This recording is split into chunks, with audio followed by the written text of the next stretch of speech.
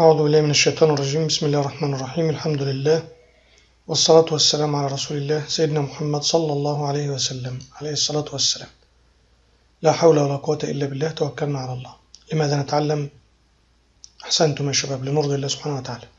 بإذن الله نشوف مع بعض إجابة تدريبات أوراق العمل، ويا ريت تركز فيها كده ونفهمها مع بعض إن شاء الله. السؤال الأول كان اختر الإجابة الصحيحة. يتناسب معدل انتشار أو تدفق الغاز عكسيا مع الجذر التربيعي للكتلة المولية. ده قانون إيه يا شباب؟ طبعا قانون جرهام. النقطة الثانية، أداة تستخدم لقياس الضغط الجوي. خد بالك، الضغط الجوي يبقى البارومتر.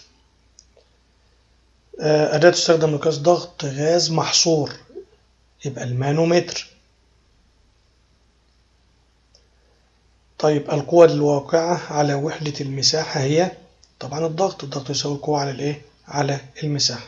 رقم 5، يستخدم قانون نقط لتحديد ضغط كل غاز على خليط من الغازات. طبعا قانون ايه؟ احسنتم، دالتون. تمام. يصل متوسط ضغط الهواء عند سطح البحر وعند درجة حرارة 0 درجة. خد بالك، هتلاقي بيقول لك ايه؟ كي بي ايه ده؟ كيلو باسكال. يبقى كام؟ خد بالك الارقام قريبة من بعضها. 101.3 من ايه؟ من 10. ده سؤال الاختياري بسيط وسهل جدا، وما شاء الله في من زملائكم ما شاء الله مجاوبين اجابات دقيقة وصحيحة جدا ما شاء الله. السؤال ضع صح وخطأ امام العبارات الصحيحة وعلامة خطأ امام العبارة الخاطئة. في التصادم المرن تفقد الطاقة الحركية. لا طبعا، التصادم المرن تصادم لا ينتج عنه فقد في الطاقة. طبعا دي عبارة خاطئة. تستخدم درجة الحرارة مقياسا لمتوسط الطاقة الحركية لجسيمات المادة. طبعا إجابة صحيحة. الكثافة كتلة الجسم في وحدة الحجم. تمام، مظبوط. الانكسار تساوي الكتلة على الحجم. عدد جسيمات الكلور أقل من عدد ذرات الذهب في الحجم نفسه. إجابة صحيحة. الانتشار هو حركة تداخل المواد معا. إجابة صحيحة.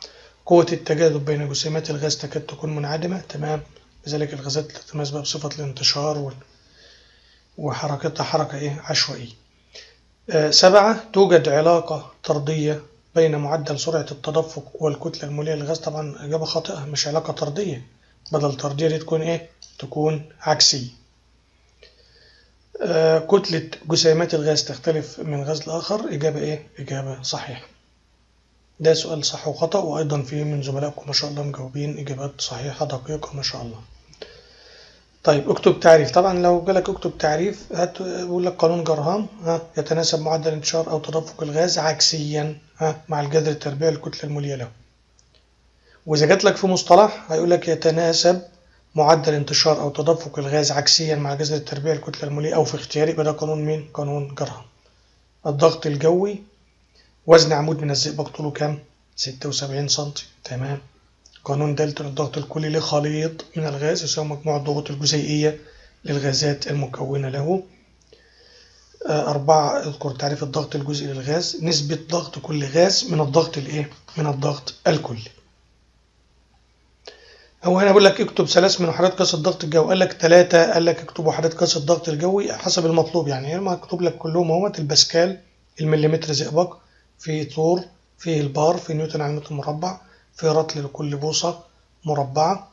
تمام. وممكن برضو بدل مليمتر زئبق تقول سنتيمتر زئبق. تمام. دي وحدات قياس الضغط الايه؟ الجوي. جزاكم الله خيرا، تقبل الله منا ومنكم، وبالتوفيق والنجاح للجميع بإذن الله. واستفسارات أسعد بتواصلكم. جزاكم الله خيرا، والحمد لله رب العالمين. سبحانك اللهم وبحمدك، أشهد أن لا إله إلا أنت، أستغفرك وأتوب إليك.